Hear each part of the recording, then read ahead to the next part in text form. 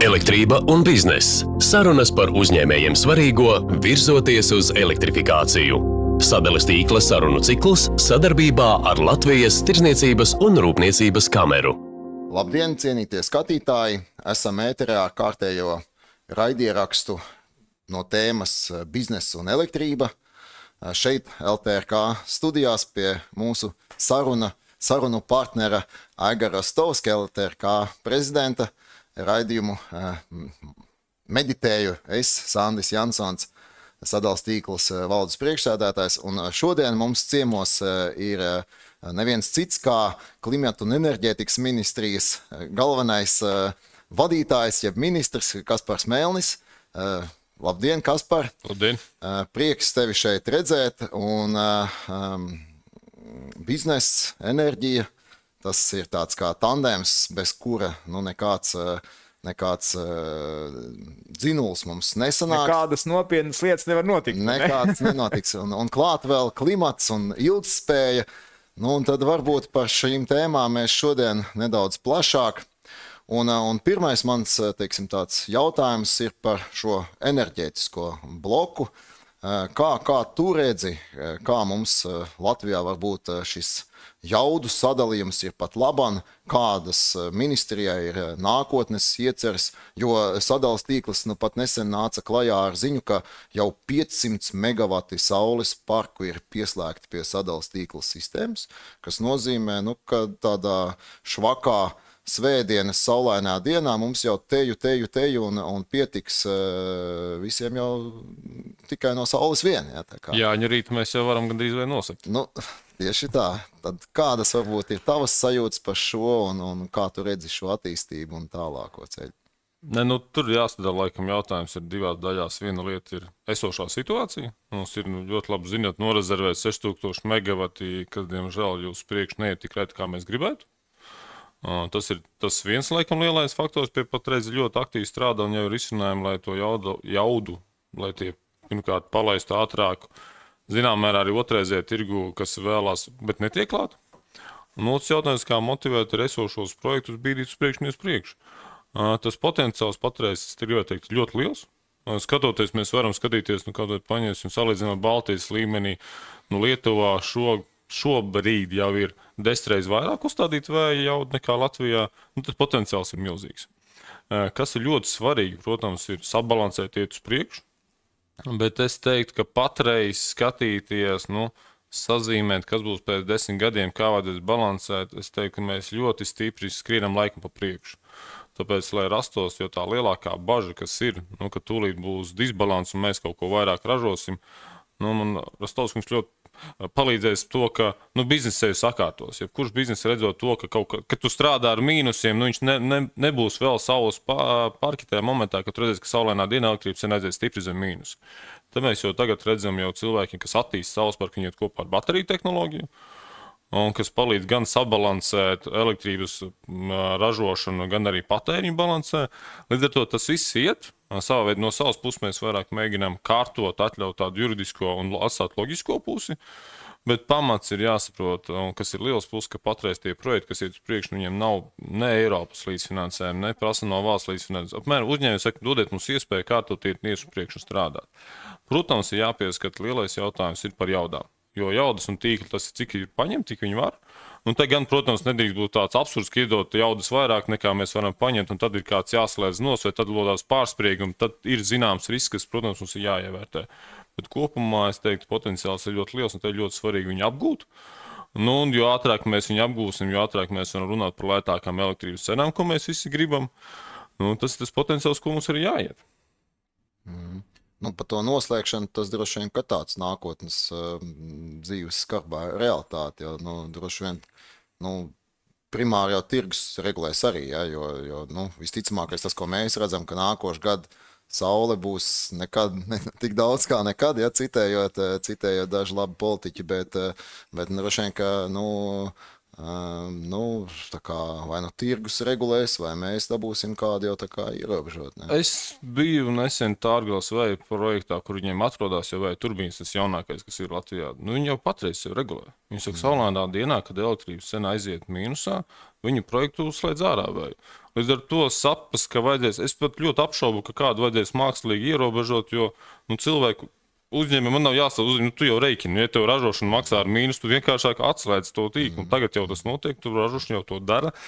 Līdz ar to pateikt, vai būs kāds projekts, kas turpinās ražot un kādu vajadzēs piespiedu kārtu atslēgt. Iespējams tāds būs, bet tas nav reāls. Es teiktu, līdz ar to es teiktu, ka vai mēs nonāksim līdz tādam etapam, ka kāds būs jāatslēdz. Gribētu redzēt, ka tev jāmaksā par to, ka tu kaut ko ražo, un tu turpini ražot un piemaksā. Tas gribētu saprast uzņēmēju loģiku un to domu, kāpēc vispār tā notiek, un kāpēc tev mākslīgi jāierobežo, ja tu piemaksā par to, ko tu ražo. Tas tad, gribētu teikt, individuāls gadījums, jo kas ir svarīgi, ka jau patreiz, projekti strādā, un pat vējš jau saulainā dienā viņi atslēdz savu projektu kā Tārgala jau tagad, jo viņi vienkārši arī, ka viņiem labāk. Un kas ir plus, tas viņiem ir mudinājis uzstādīt papildus baterijas, ko viņi jau patreiz uzstāda 10 megavatus, lai tajā momentā, kad ir saulēts, viņi var uzkrāt un balansēt arī tirgu. Līdzīgi, man liekas, tā kā es vienmēr velku paralēlis ar kāpostiem un enerģiju vai kartupeļiem. Tas tirgus jau ir nosacīts tāds pats. Ja ir pārprodukcija, tad tu pieņem lēmumu. Nākamgad stādīt vēl 2 hektārus ar kāpostiem vai nē, ja tu saproti, ka nevienam viņi nevajadzēs un tev viņi būs jāmet ārā. Līdzīgi jau mums droši vien enerģijas tirgu, ja tu saproti, ka tā saražotās kilovatstundas rītdien būs ar mīnus zīmi, tad tu vienkārši tā kā būsi spiests viņus neizliekt iekšā, bet tā droši vien, ka tā nākotnes tendence, ka domāt, ka mēs tā kā gāzi grīdā visu laiku, droši vien, ka tirgus regulēs šo ražošanas pulsu. Es gribētu redzēt, mēs iedomājamies, ka viss tūlīt būvējas. Uzņēmēji, jebkuru tu rēķini biznesa plānu, tu dzīvot spēc, cik viņš ir. Kad tev atmaksāsies projekts? Ja tu redzi, ka tev pašizmaksas ir augstāka nekā elektrības vidējā cenā gada griezumā, tu neattīstīsi to projektu. Tas, kas mūsu mērķis, ko mēs saskatām, kas ir iespējams sasniegt elektrības cenu vidējā, ja mēs attīstam tās zaļās enerģijas, varētu nostāties no 5 līdz 7 centi. Tas ir tas mērķis, ko mēs ejam, kad uzstādīsim kaut kādu vēl 2000 mega. Tas ir mērķis. Protams, tur ir ļoti daudz dažādi faktori, kā attīstīsies pieprasījums. Jo tajā momentā, ja mēs runājam par jaunajām tehnoloģijām zaļajām, ūdeņa radīs zaļais amoniaks, viņi atnāks uz šeit tad, kad būs lēta zaļa elektrība. Un viņi atkal, tas ir visas nulles princips. Kas būs pirmais? Ģenerējošā jauda vai patēriņš? Patēriņš saka, iedod mums lētu elektroniku. Protams, arī jāņem mājsaimniecība faktors. Mēs ejam dzīves līmenis iet uz augšu, un elektrības patēriņš arī pieaug mājsaimniecībām. Līdz ar to es arī piekrītu tam, ka mēs sabalansēs tāpat tirgus, un ir jautājumi ārējā faktori, ko mēs nevaram atbildēt. Vai atnāks liela uzņēmēja, neatnāks, cik daudz būs, bet to, ka ir mērķis samazināt elektrības cenas, tas viennozīmīgi, uz to arī mēs ejam. Labas ziņas, ne?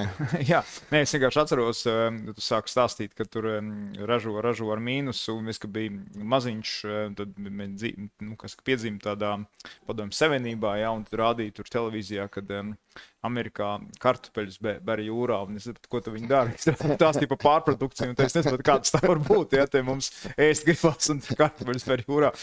Bet, izmantojot to iespēju, man ir faktiski tādi vairāki jautājumi, un tas ir tā mantra, ko es šeit skaitu, faktiski, kas te uzņēmēju namā ir definēts attiecībā uz enerģiju vai elektrību. Tad pirmais ir, kas ir vajadzīgs biznesam, lai elektrība ir, lai tā ir pieejama, tur īpaši jau tiem uzņēmumiem, kuriem, viss tas bizness ir atkarīgs. Un otrs ir jautājums par cenu, bet par cenu konkurētspēju. Tad pat nav tik svarīgi, varbūt, cik viņi ir tur 5, 7 vai 10 vai 9, bet kad tā cena ir vispirmkārt jau reģionāli konkurētspējīgi. Jo šobrīd Baltijā mums tur plus mīnus ir līdzīgi kaut kā, bet ar Skandināviju un tam līdzīgi mēs tā kā, tur mums ir dārgāk. Jau tā problēma ir tāda, kad attiecīgi mēs skatāmies, respektīvi, piemēram, tā, darba spēka nodokļi lielāki, tur elektrības cena lielāka, vēl kaut kas lielāks, uz kurien, pat pieņemot, ka tie divi uzņēmumi līdzīgi darbojās, uz kuru viņi ietaupa faktiski uz darba algām, tāpēc, ka vai uz investīcijām, faktiski, jo tas ir stāsts par konkurētspēju. Varbūt tu vari šitās lietas nokomentēt, kad varētu būt tas moments, ka mēs varam mēģināt ar to pašu Skandināviju un ar plašāku reģionu izlīdzināties. Un šis jautājums vēl arī uz to jau tādu plašāku jautājumu par kaut kādu stratēģiju, jā, vispār enerģētikas, elektrības stratēģiju, un tur ir tie visi jautājumi, nu, nezinu, kāda ir Latvijas Energo loma, nu, nākotnes loma, jā.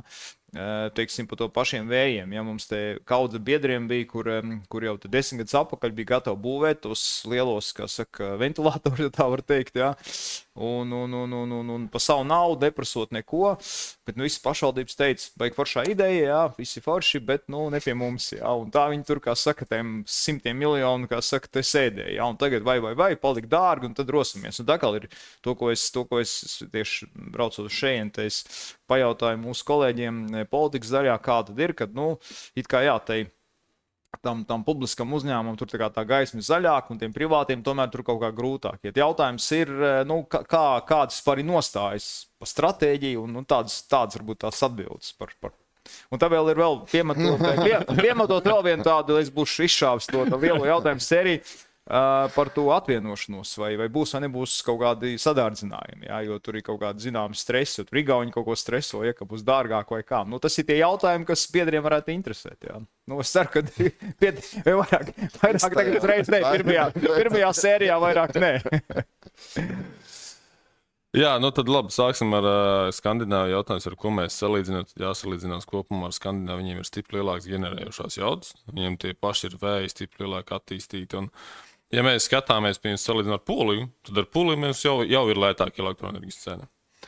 Uz Skandināviju, ja mēs vēlamies tiekties, tad ir tieši tas pats pareizi iesākt to jautājumu, tad mums tās vēja propelleri ir vajadzīgi Latvijā, nu un tā lielākais izaicinājums tāds arī bija. Veicot aptauju cilvēku, 97% cilvēki vēlās lētu zaļu elektrību, tagad pajautā, un tad man liekas kaut kur pār 80, bet tikai ne pie manas dārziņā. Nu tad ir lielais jautājums, kur? Un tā ir tā lielā ideja, un mēs to jautājumu jau risinām tādā ziņā, ka ir pieņemts ieguldījumi vietējā kopienā, kas to jautājumu daļai risina tādā ziņā, ka ir vismaz atbild, kas man no tā, ka viņš tur atrodas. Jā, šeit es vienkārši iestarpināšos jau, kā saka, ministra kungam, arī kā politiķim, tā ir tā tēma, ko mēs laiks cilājam nodokļu politikas sakarā. Mēs sakam, klau, atstājiet pašvaldībām arī uzņēmumu ienākumu nodokli un faktiski no tās vietas, kur kaut kas notiek, respektīvi. Ja viņam ir tas ventilators, nu, teiksim, logu viņš redz, ja, nu, tas iedzīvotājs, nu, bet viņš saprot, ka, ok, tur 1 vai 2 vai 5 tādi ir, bet, nu, gada griezumā, un mums tur pašvaldībā paliek 1 miljons. Un tad tam politiķim tā saruna... Tad es tev varu atbildēt, tas jau ir atrisināts, jau ir visi, nu, tur arī konkrēts, man liekas, beidzās aptauja burtiski nesenā, nu, publiska apspriešana, tur ir tas risinājums ir 2,5 eiro par uzstādīto megavatu konkrētā, un tā finansējuma dalās 50% paliek iedzīvotājiem, kas dzīvo 2 km radiusā, jo tie ir tieši cilvēki, kas dzīvo apkārt, un otra puse aiziet tad pašvaldībai un pašvaldībai. Un tas jau ir. Un tu jau var reikināt konkrētu summu gadā, ko tu var ielikt un iet priekšu. Nē, bet šitas vēl arī plašāks ir tādā ziņā, ka tas būtu attiecināms arī vispār uz biznesu, kā tāds, tas bišķiņ atkāp no enerģētikas, ja tas ir stāsts par rūpnīcu, par kaut ko, jo var saka, nu, rūpnīca vai foršā lieta, bet vai kaut kur citur. Ja? Tāpēc, kad skaidrs, ka tam iedzīvotājiem viņam jau, nu, kāds viņam labums. Ja? Viņam tas pašvaldības vadītājs saka, klausies, mēs uzbūvēsim rūpnīcu, mums būs miljonus, par ko uzbūvēt tur, nezinu, bērnu dārzus, celiņu, tam līdzīgi. Tad tā saruna ir savāda. Tas vairāk ir tā,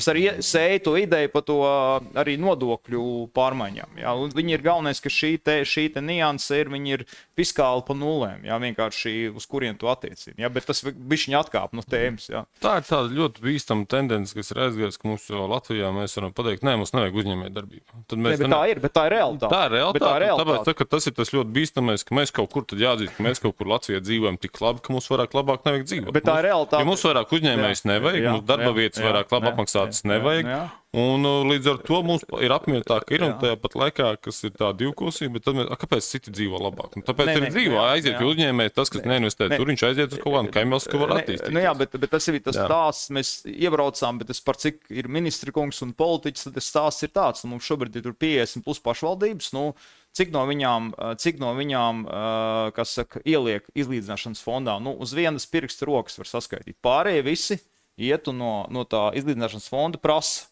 Tā loģika jau šai formulai būtu tāda, ka faktiski tai pašvaldība iedod instrumentus, nu, tādā ziņā, ka viņa pati, ja viņa ir aktīva biznesa piesaistoša, noturoša un tam līdzīgi, faktiski viņa pati var tā kā, nopelnīt šī gadījumā no pareizas vārds, bet piesaistīt līdzekļus un tad attīstīties. Un tā pašvaldība tad jau var strādāt savā ziņā kā tāda mazā lijā, ja mazā Latvijas investīcijas attīstības aģentūra. Pašvaldības līmenī, atveda 10 uzņēmumus, atnesi, kā saka, iedzīvotājiem miljonu, ja, un to miljonu tur sadalīja. Tas ir vienkārši, labi, bet vairāk atpakaļ ekam pie elektrības, šis vairāk ir, kā saka, tajā...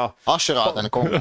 Nē, bet, par cik ministrs jau sēž pie tā galda, ja, un diskutē, un galda beigās politiskā partijā, tur viens no līderiem. Tā kā es te katrā vietā arī šo te tēmu arī mēģinu iesēt, jā, bet atpakaļ pie tām strāvām. Nē, paturmēt tā doma jau ir pareizi, tur vienīgais pamat jautājums būs, vēlams būs detaļās jāsaprot tās pašvaldības. Ne visas jau būs apmierināts ar tādu ideju, jo tur ir jāsaprot vēl arī reģionalizācija, jo ne jau visiem būs tik viegli piesaistīt tos uzņēmumus, jo dažas pašvaldības tur jāsaprot, vai tu atrodies pie Rīgā, kur tev ir viena vai kaut kur tālāk. Te ir provokācija kaut kāds 10 gadus atpakaļ, un es pie tās tēmas palieku. Atdodiet LTRK apsaimniekošanā visnabadzīgāko pašvaldību un iedot mums instrumentus. Nekāda problēma. Es tur uztaisīšu 10 gados Singapūru. Nekāda problēma. Vai Luksemburga. Nekāda problēma. Nekāda problēma. Kaut arī tagad pieņemiet lēmumu, mēs ņemam apsaimniekošanā. Visnabadzīgāko, vis tālāko. Bet iedodiet mums rīkus. Elektrība un bizness. Sarunas par uzņēmējiem svarīgo, virzoties uz elektrifikāciju. Jautājums, kas ir rīki? Rīki ir rīki, ko es saku par, teiksim, tādiem nodokļu instrumentiem, kad vienkārši daļa no nodokļiem paliek pašvaldībā. 10 gados tur būs Singapūra. Aigar, tev ir burīgas iespējas. Nopērc zemes gabalu kaut kur, balotējies iekš vietējās pašvaldībā, vēlēšanās vinnē un izdara, jā. Nē, šī jau ir tāds, saka, valstiskā likumdošana, teiksim, UN, kur paliek, tur lokāli tu nevar nolēmt, jā. Bet īstenībā tā doma tur balotēties vēlēšanās, un tad jau kā pašvaldība vadītājiem to rosina, tad jau ir cits var, tad jau varētu. Visam savs laiks ir. Jā. Nē, bet es gribu uzteikt ministrijas darbu. Tiešām es domāju, ka tas nauda seko skolēnām princips tajā enerģētikā arī tā ļoti pareiza lieta. Jo, protams, kurš tu grib to ventilatoru savā pagalmā? Neviens.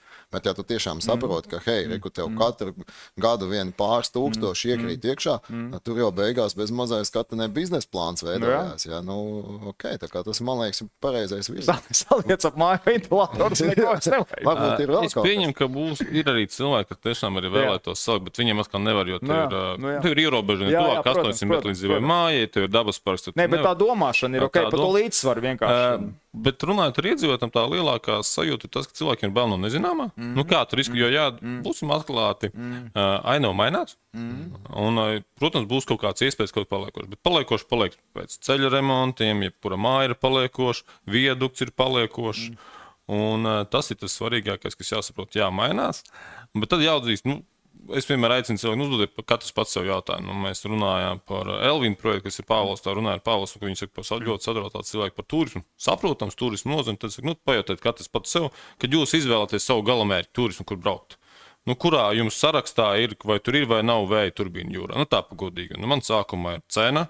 Pēc tam ir, vai tur var garšīgi paēst, man patīk, vai tev ir kur pastaigāt. Un tad kaut kur tur apakšā, man būs tas stāsts, vai ir vai nav vēja turbīna jūrā redzama. Tā vienkārši atklāti runājot.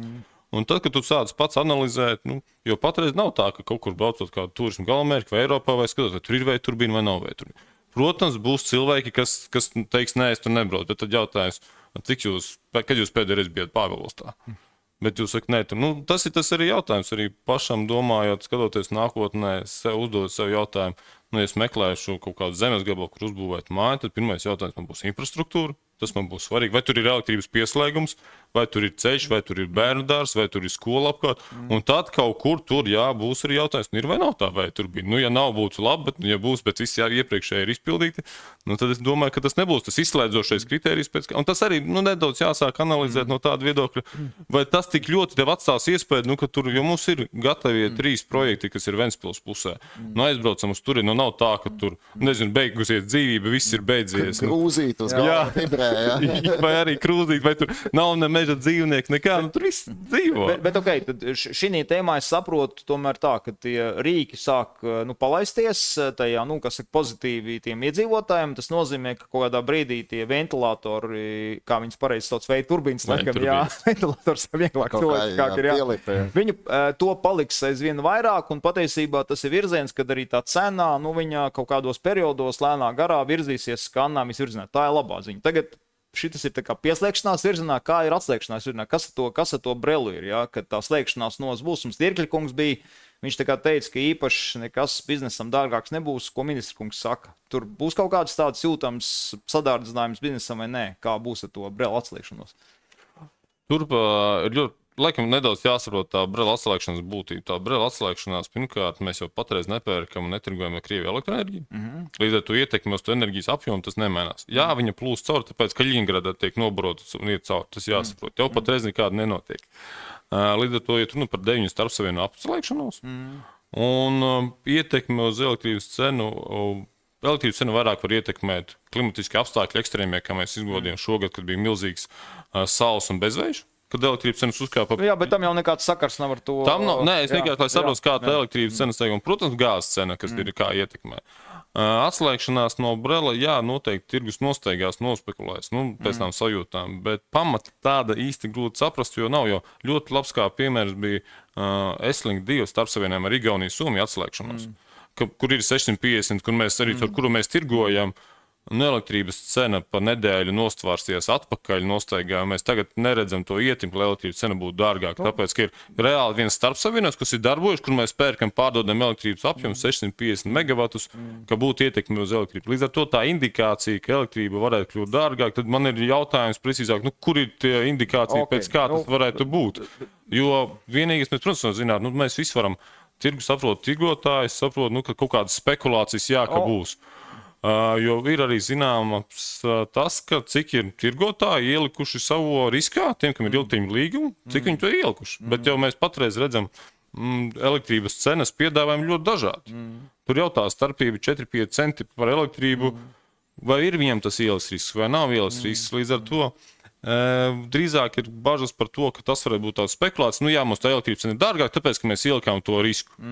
Bet atrast tādu loģiskumu ir ļoti respektīvi, tur varbūt var kaut kas nosvārstīties vairāk spekulatīvu kaut kādu signālu dēļ, bet ticam tam tirguma ātri, tur nezinu, kaut kādās 10 dienās nedēļā ir jāaiziet kaut kādā līdzsvarā. Ja?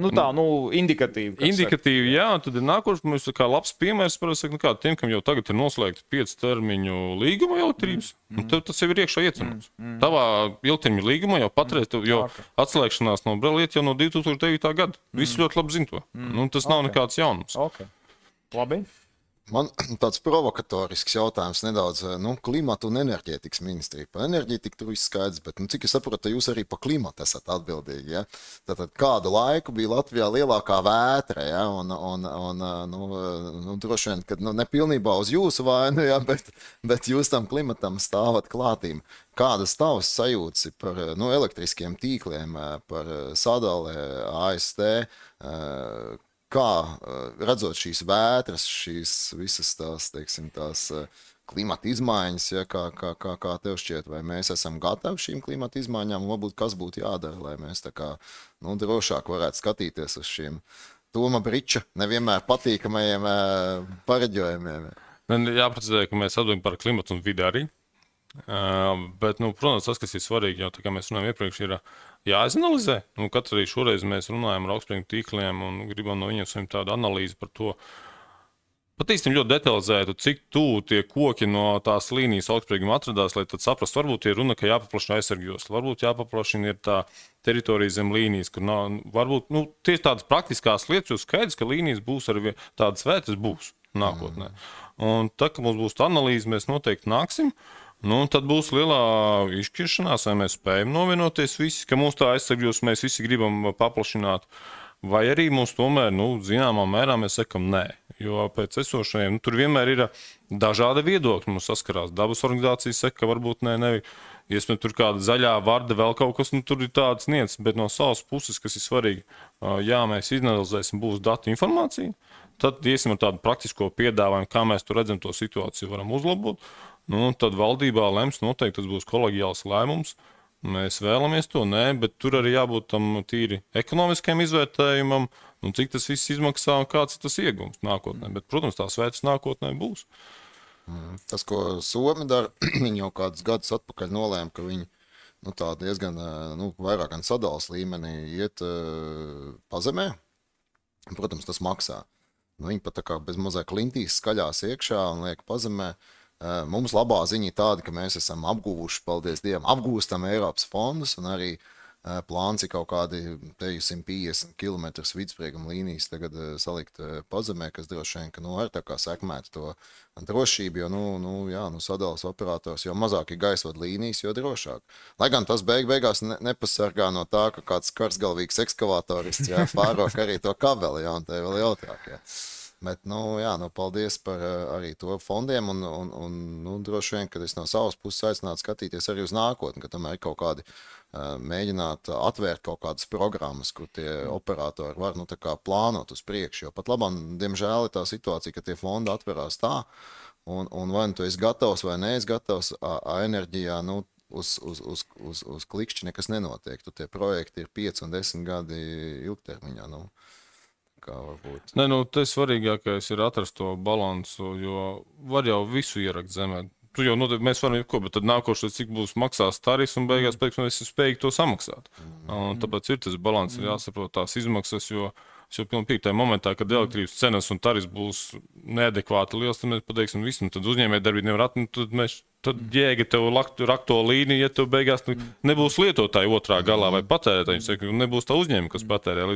Tas ir tas svarīgi no savas puses piekrīt par tiem fondiem, mēs noteikti skatāmies tā laicīgi domāt, un tā ir jāiet uz priekšu, bet ļoti svarīgi izanalizēt no tām vētrām, kas bija tas, ko varēja izveidot ātrāk, sakārtot, kur ir tādas mazās nianses, varbūt komunikācijā, lai tīri palīdzētu novērst tos negadījumus.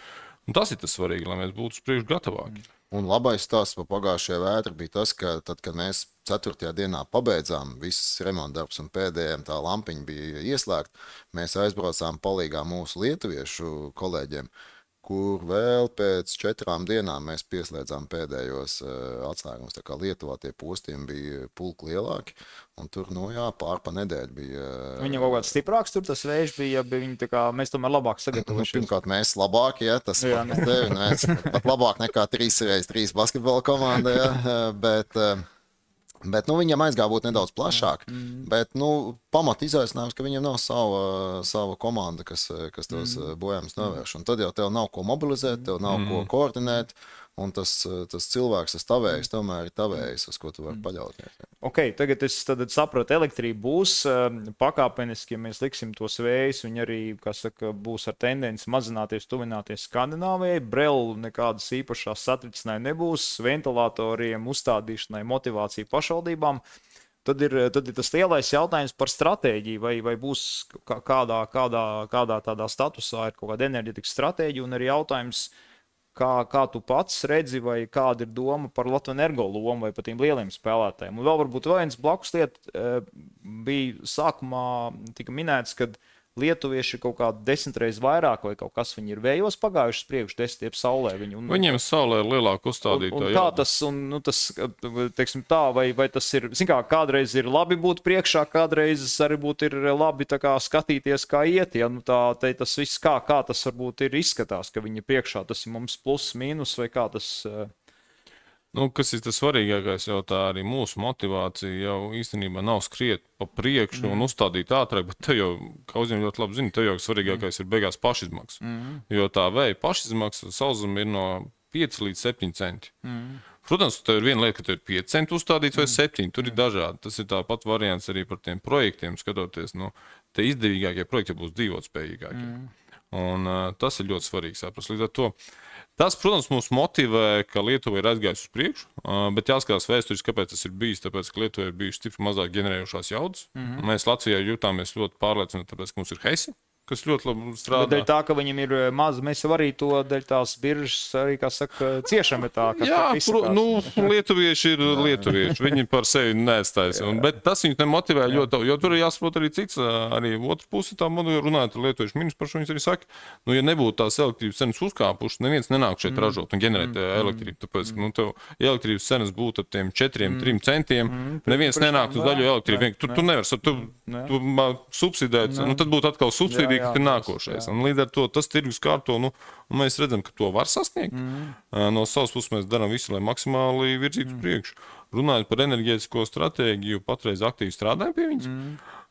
Plānoju kaut kad, gribētos teikt, oktobrī kaut kādu jau tādu melnrakstu, ko mēs jau varam likt un uz diskusiju. Un te jau kas būs ļoti, tā diskusija būs ļoti interesanta, jo tas, kas ir, es saprotu, arī runājot par tādu stratēģiju, kas mums iepriekšējās diskusijas, gan saimā, gan arī prezidenta rīkotājās, katrai nozarei savu ekspektāciju, ko mēs gribam, lai mūsu nozare tur parādās stratēģija kā viena, un tad, ja mēs aizņem tādā detalizācijā, tad mums vairāk ir nevis stratēģija, bet, milzīga grāmata, un tad jautājums, kurš viņu lasīs, ja mēs tur saliekam visu. Un tur jābūt tiem lieliem virzieniem, uz ko mēs ejam, kas noteikti arī būs, bet viņa nebūs tik detalizēta. Tā kā man ļoti patika viens no deputātiem aicināja, ka vajadzētu būt tajā stratēģijai parādīties, kad Latvenergo remontēs TEC 2 un TEC 1.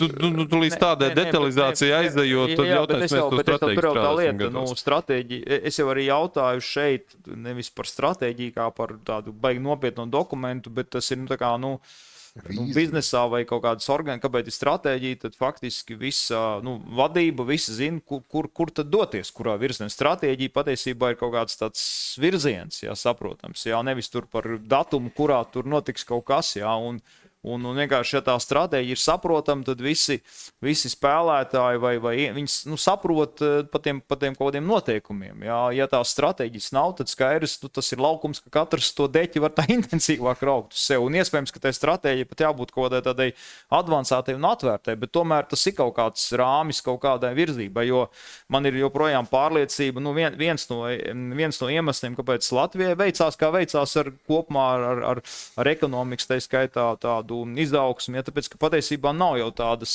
vienkāršas stratēģijas, vienkārši, kas mēs esam, jo tas NAPS, to nevar skaitīt, tāpēc, ka tas ir Eiropas fonda apgūšanas dokuments, pēdējā reālā stratēģija, ko uztaisīja Ķīļa laikā, viņš ir ielikts kaut kur, tur bija vienīgā vieta, kur bija reāli indikātori, un nav, tas ir tādā ziņā, tā stratēģija kaut tai dzīvē, kad tu nospraud mērķi, ka tu, gribi tur pēc 5 gadiem, tur, mācīties augstskolā vai strādāt tur, un tad tu kaut kā, virzies tajā virzienā, ja tas virziens nav ieprogrammēts, tad zin kā, tad ir lielāka tāda, kā saka, KPI-iem jābūt kaut kādiem, viņiem ir jābūt vienkāršiem, mūsu iekšē jau ir tā stratēģija, kur mēs ejam. Mēs saprotam, kas ir, lai saprotu, kāpēc tik izaicinoši izveidot stratēģiju. Mums ir 6000 rezervētā jauda, kur mēs nezinām, cik daudz īstenos, jo tur no tiem 6000 ir daļa, kas ir tiešām investori, kas gatavi būvēt, un ir vienkārši, kas sēž dokumā uz papīriem un ar cerību pārdot, un līdz ar to ir ļoti sarežģītā stratēģija ievērtēt, kā mēs viņus izvērtējam, izšķirojam, kurš tad būs būvēs, kur viņi jau visi saka, viņi būvēs.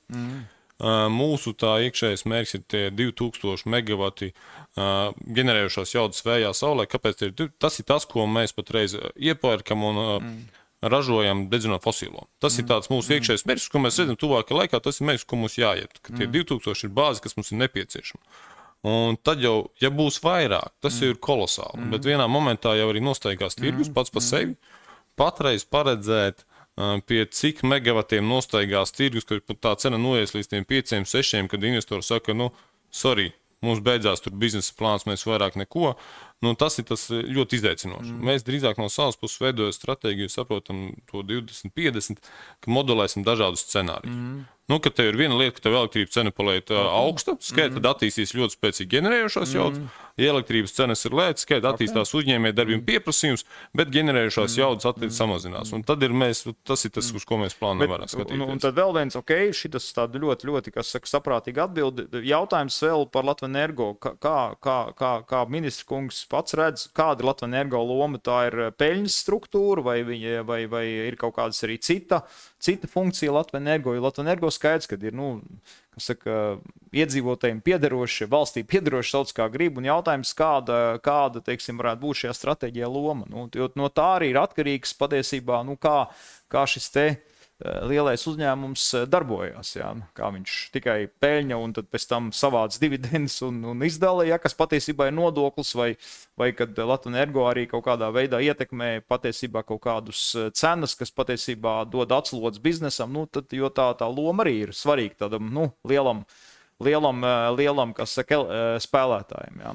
Jo ja viņš ir tīri kas saka, peļņas struktūra, tad varbūt uz biržu, pirms kam tad viņš attur valsts pusē ir.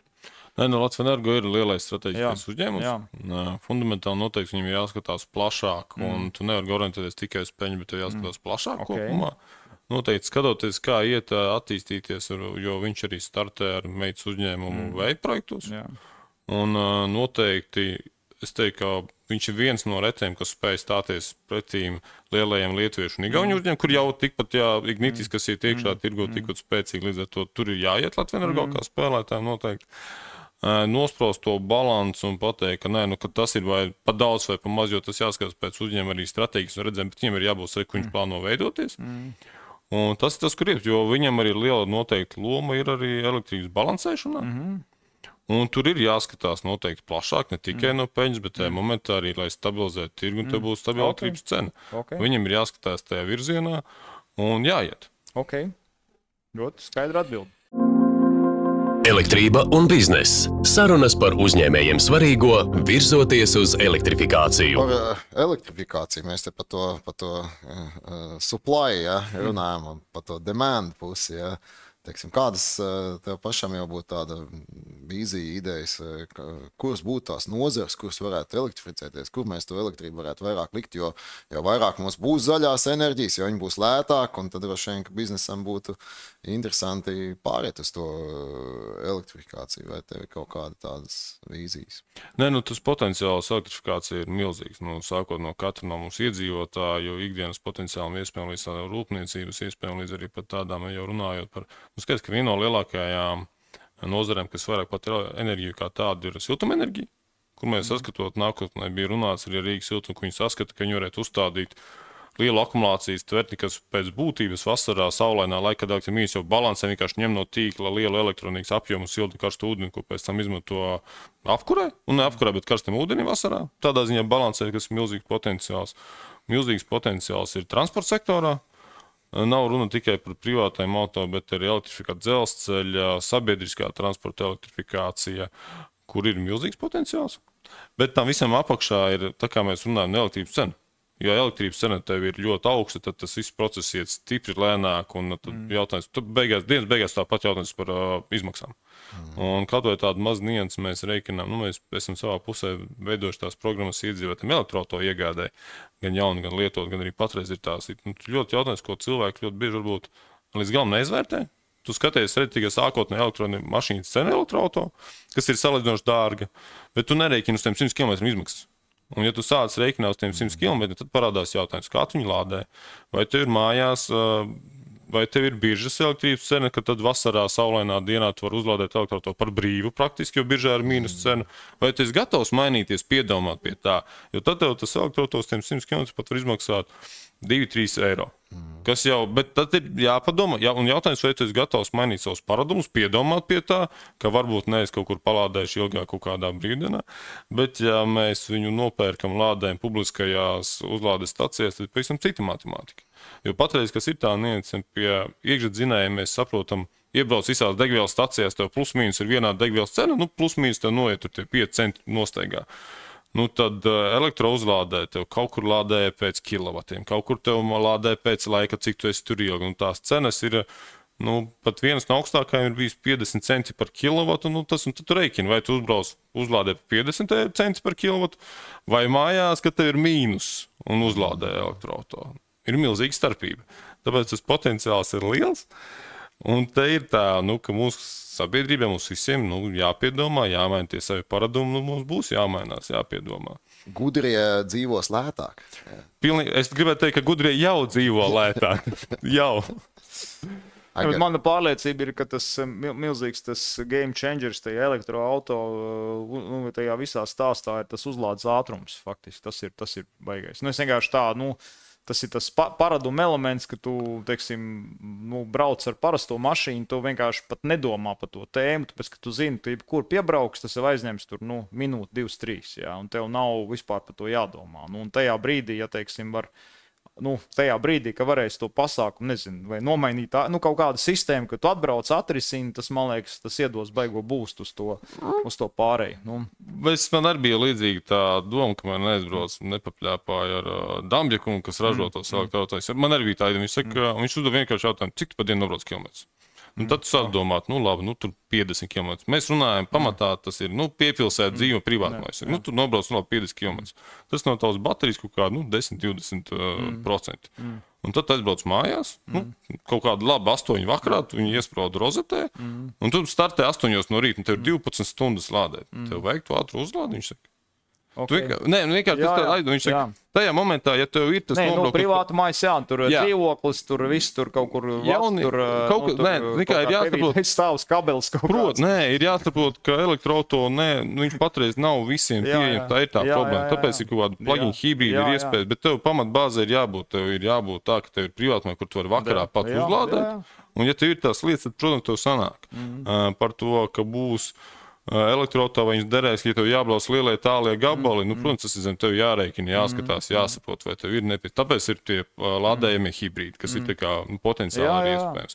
Tur viss ir jāsēž, jārēķina, jāsaprot, jo nav tāda atbildes, ka viņš derēs visiem. Skaidrs, jāsaprot. Tev ir vajadzīga zaļā enerģija? Uzņēmuma. Zin kā, tādā ziņā jau tāds manā skatījumā vidējs uzņēmējs ir ļoti pragmatisks. Tur saukt zaļā, sarkanā, vēl kaut kādu citu krāsu izdomāt. Vienkārši, viens ir cena, izmaksas, bet otrs ir, protams, ka vidēji aritmētiski arī normāls cilvēks un arī uzņēmējs skatās patiesībā garākā termiņā nekā daudzi, parasti iedzīvotāji vai politiķi ierēģi. Tāpēc, ka bizness vispār, ja tu viņu būvē ilgtermiņā. Līdz ar to loģiski, kad gribās, biznesu mantot vai kaut kā, līdz ar to, vidēji aritmētisks uzņēmējs grib domāt par ilgtspēju, bet tas jautājums ir par to līdzsvaru starp to, cik man ir, respektīvi tā, ja teiksim, mēs esam tur noscīti mega zaļi vai kaut kādi, un apkārt visi ir tur brūni vai kaut kādi, vienkārši, mēs zaudējam tai konkurenci, tai saku, paga, vai tad visi kaut kā ejam tur, vai tad kaut kā, netik strauji, jo pretējā gadījumā es skritīšu ārā no konkurences, un tas ir tas jautājums arī, kas šobrīd tādā plašākā kontekstā ar Eiropā, man ir tas gods kopš šī gada 1. janvāra būt Jura Čambers prezidenta vietniekam, un to mēs arī šo tēmu ietvērām savā manifestā pirms šīm Eiropa parlamenta vēlēšanām, redzēs, kā tagad būs, jo sanāk tā, ka teiksim, tajā globālajā konkurencē es nesaku, ka enerģētika ir tur kritiskākais punkts, bet tas viens arī no punktiem, īpaši konkurence ar kādiem globālajiem dienvidiem, kur vēl tur, daudz kas notiek, daudz vienkāršāk tā ir tēma, un tas jautājums ir par līdzsvaru, lai ejot tajā virzienā, mēs nepazaudējam konkurētspēju. Tas risks ir tāds, mēs pazaudējam konkurētspēju, un tad kāda globālo dienvidu kompānija nopērk jau mūsu kompāniju un vienkārši pārņem ekonomisko varu, kas otrā, trešā soli izmainīs arī mūsu paradumus, ka mēs vairs nebūsim īpašnieki savām kompānijām Eiropā. Tā kā tas viss ir tāds ļoti saistīts. Viņi nevar skatīties atrauti. To es gribu pateikt.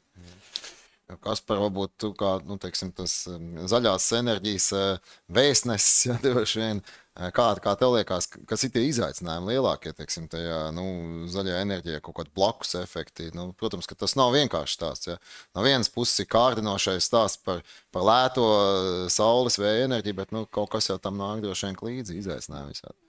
Jāsaprot, laikam, ir tas lielākais izaicinājums, kur ir saprast sabiedrības bažas par nezināmo. Un tas ir tas lielākais, ko mēs arī tie jautājumi ir gan no vides viedokļa, gan arī no vējturpības. Ja cilvēkiem ir saprotami tās bažas un tie jautājumi ir, dažkārt arī man liek aizdomāties, viens no tādiem jautājumiem, kas tikos riedzētā, viņi jautāja, kāda ir ietekme vēja turbīnai uz vēju, Nu, tad būšu atklāts, vajadzēja padomāt, un tad es aprunājos ar speciālistiem, kas ir ražoņi. Saka, nu, lai saprastu, mēs visi zinām, ka Rīgā ir Svetbanka sēga, kas ir saules akmens pie Vanšu tilta. Viņa ir līdzvērtīga 100 vēja turbīnām. Nu, viņas tā sēgas ietekme uz vēju ir līdzvērtīga 100 vēja turbīnām. Nu, tagad jautājums jums, kā vējš mainījās Rīgā? Es atklāti sakot nezinu. Nejūtu baigi. Es atklāti sakot nezinu, bet nu, tā ir tā atbilde, kas cilvēkiem jāsaprot, jo šī momentā mums ir tās bažas no visām jaunām tehnoloģijām, ka mainīs. Protams, ir labs jautājums, vai mēs tagad uzstādām, vai mēs pagaidām 5 gadus, kad tehnoloģijas būs jaunākas. Varam gaidīt vēl 10 gadus, bet jautājums, ko mēs darām tagad, kamēr tie 10 gadi iet, jo mums jau to enerģiju vajag lēt jau šodien. Un tad ir tas jautājums, jā, tehnoloģijas mainīsies, attīstīsies, bet nu tad ejam pakāpeniski. Pilnībā piekrīt pie tā, ka skriet akli uz priekšu ir absurdi, un tas ir pirmkārt, es teiktu, noziegums pret valsti kaut ko tādu darīt. Te visam jābūt sabalansētam, tāpēc mums ir arī, mēs ejam tā atklāt, runājam gan ar uzņēmējiem, gan ar nozarēm, tad jautāt, kas ir tie labākie virzieni, kur mēs ejam, kādi ir tie komentāri, kur nav viegli atrast ļoti bieži starp dažādām nozarēm kompromisu, jo tās idejas un biznesi saskarās ļoti spēcīgi ar ļoti fundamentāli dažādiem redzējumiem, bet kaut kā pagaidām tas kompromiss izrodās atrast. Pateikt, tās lielākais bažas, protams, kas ir cilvēkiem, tas ir, kas notiks ar vēja turbīnu pēc tam, kad viņi nokalpos savus 20 gadus. Un te es varu pateikt, droši jau tagad ir, ja bija tie video, kur Eiropa aprok vēja turbīnu, nu tos spārnus aprok, tad tagad viņus roka vaļā, jo viņi ir rūpnīcas, kas pārstrādā. Līdz ar to jau tā pārstrāde aizgais, jo, lai būtu pārstrāde, jābūt apjomam, ko pārstrādāt. Līdz ar to tur nekādas problēmas nav. Pieprasījums pēc vēja kā tādiem stabiem ir lielāks pasaulē nekā viņus var saražot, un viņiem jau otrreizē tirgo liela cena. Nu, man liekas, nav jāstāsta, ka laukos atstāt kabeli zemē un pateikt, ka tur neviens viņu neskatās, ātri vien atradīsies, kas viņu izdraks un paņems. Nu, un vienīgais, kad paliek, paliek betona pamati. Nu, tad tas ir tas, ko tu vari tāpēc un tāpat. Arī tos tagad sagrauž jau, nu pat jau, vai ne? Jā, nu līdz ar to tā ir tā situācija, kad ir bažas, bet, tad ir tas jautājums, kā jebkurā uzņēmē darbībā. Nu, tev jebkurā brīdī ir riski, kurus tu izvērtē sākumā, saprot arī to ietekmi, un tad ir tavs lēmums. Jo, ja mēs gribam atrast atbildes uz visiem jautājumiem, tad ļoti bieži uzņēmējs ļoti labi zinās, nu tad tu paliec uz vietas. Jā. Jo vienmēr parādās kaut kāds nezināmais faktors, tieši tāpēc, lai lai runājot par vēju zaļiem, no sākumā tiek veikt ietekmi uz vidu novērtējums, kur nav tā, ka visi projekti tiek atbalstīti. Nē, ir, kur neļauj iet, kur mēs ejam par kompensējušiem mehānismiem, kurām runāt par tādām lietām, kur jau Eiropā ir normāli. Vēja, kā putnu kameras, kas tiek uzstādītas uz vēja turbīnām, speciāli redzot gājputnu kāsi, tad viņi aptur vēja turbīnu. Un tā vēja turbīnas apturēšana notiek praktiski momentāli, minūtes laikā viņi apturās uzreiz. Tās tie kompensējušie mehānismi, kur var sadzīvot gan daba, gan iedzīvotāji, gan arī ražot enerģiju liet, un tie ir tie viskopēji mehānismi, kas jau tagad notiek pasaulē. Tās, es gribētu teikt, liela daļa problēmas pasaulē jau ir atrisināts. Jo, ja tās vēja turbīnas būtu tik kaitīgas, tad es nezinu, tad gribētu jautāt, tad lietuvieši kaut ko nesaprot, ka viņi būvē tās vēja turbīnas, vai Eiropā cilvēki nesaprot, kas būvē, ka tur ir, vai mēs zinām kaut ko vairāk. Bet, ja mēs zinām kaut ko vairāk, tad izstāstiet man arī. Es arī gribu tad saprast.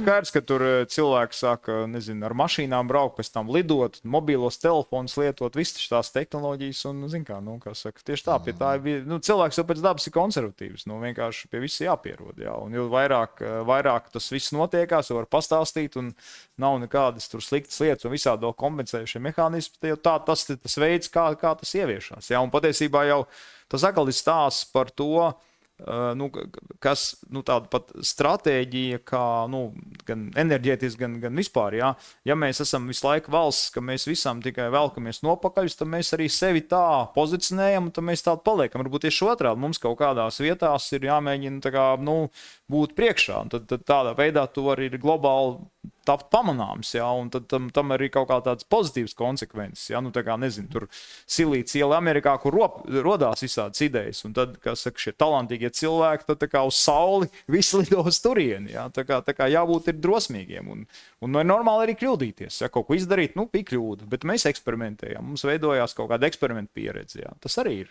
normāli tikai. Mums tā kā noslēgums laiks iet uz beigām. Prasam viesiem parasti kaut kādu novēlējumu Latvijas uzņēmējiem. Kādas ir tev domas un novēlējumi, ko Latvijas uzņēmējiem vajadzētu domāt par enerģētiku, par vidi, kādām domām skatīties uz nākotni, ko sagaidīt? Man liekas, runājot par vidi, labākais novēls, kas ir dzirdējis, ja katrs uzņēmējs strādās ar domu, ka tu vēlēsi savu uzņēmumu atstāt saviem nākošajām paudzēm, tad viss ir atrisināts. Jo neviens nevēlas atstāt netīru zemi, savu netīru dzīvesvietu vai uzņēmēju saviem bērniem. Neviens uzņēmējs nevēlas. Visu to darbu mēģina. Tas ir tas galvenais, runājot par vidi. Un par elektroenerģiju nebaidīties no pārmaiņām, no jaunām tehnoloģijām. Tā kā pareizi runāju, ja kādreiz 11 gadu atpakaļ kāds teica, ka mobilais telefons būtu, tad jau arī cilvēkiem bija, tūlīt būs visādas problēmas radītas, bet nē, tagad ir. Un vinēja tas, kurš pirmais ievieš jaunās tehnoloģijas. Tā ir tā iespēja, bet, lai ieviešot, protams, ir daudz nezināmā, bet nebaidīties no jaunām tehnoloģijām, iet uz priekšu, jo kur, bet tagad saules enerģijā, vēja enerģija, izpējas enerģija ir milzīgs potenciāls un tās tehnoloģijas attīstīt. Un es gribēju ļoti aicināt pie tā, ka ir liels prieks, ka mēs Latvijā arī spējam kaut ko saražot no tām tehnoloģijām. Tas pats ka mēs spējam saražot tos elektrobusus patreiz kaut ko Latvijā. Nav tā, ka mēs tikai visu pērkam, bet ka ir, kur varam. Ir ļoti kolosāls uzņēmums Latvijā, kas brauc pa visu pasauli apkopvēja turbīnas. Es gribu teikt, cepurnos, mums ir no kā mācīties, un varam pateikt, ka ne tikai, tur jau no tā labuma gūstīt, nē, mums ir Latvijā kolosāli uzņēmumi, kas to potenciālu saskata, nebaidās iet pasaules tirgos un iet uz priekšu, un visu cieņu viņiem, mums vajag arvien vairāk tādus uzņēmumus, un ja varam kā palīdzēt radīt vai kaut vai pieredzes apmaiņā, vienmēr esam atvērti, un tas, man liekas, tas potenciāls, kas ir zaļā tehnoloģija virzienā, milzīgs. Un jo ātrāk arī uzņēmēji to sapratīs, jo vairāk to sapratīs un vairāk iestē virzienā, tur ir milzīgs. Jo kaut vai tā vēja turbīna apkalpošana, ir sarēķināts, ka 2030. gadā varētu būt jau virs 1,5 miljonu vēja turbīnu pasaulē. Tas ir milzīgs potenciāls, jo kādam jau būs viņas jāapkopja un jātīra, un tas ir mega potenciāls. Un kurš pirmais to sapratīs, tas arī, jo mums jau Latvija ir uzņēmums, kas to jau ir sapratis. Viņš tajā virzienā ļoti strādā. Tāpēc saka, izmantot tās iespējas, ko dod. Varbūt dažkārt ir tāds, kā jau uzņēmumi dara, varbūt vairāk noriskētu, bet kas neriskētu, pirmais nebūs, ja tu neriskēsi. Ko varbūt tad uz šo pozitīvo noti arī noslēgsim mūsu šīsdienas raidījumu. Paldies, skatītāji, kad skatījāties. Būsim inovatīvi, nebaidīsimies no pārmaiņām un atstāsim mūsu uzņēmumu, zemi, mūsu senčiem, bet mūsu bērniem un nākošajai paudzei labāk nekā mēs saņēmām. Tad jau viss būs ideāli. Paldies! Elektrība un bizness. Sarunas par uzņēmējiem svarīgo, virzoties uz elektrifikāciju. Sadales tīkla sarunu cikls sadarbībā ar Latvijas Tirdzniecības un Rūpniecības kameru.